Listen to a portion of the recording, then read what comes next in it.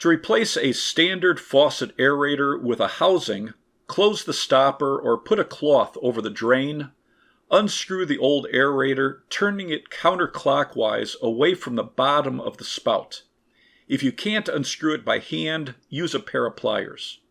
Make sure the old washer or washers are removed. Run the water to clear any buildup and clean the threads on the spout. The aerator could be male with thread on the outside of the housing or female with the thread on the inside of the housing. Bring the old aerator to a home center or hardware store to match the size.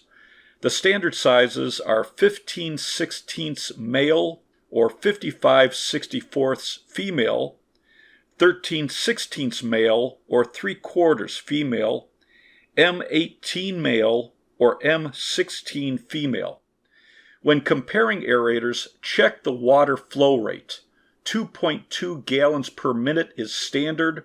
1.5 gallons per minute or less will conserve water. Screw on the new aerator by hand, turn on the faucet and test it. Tighten the aerator more if needed.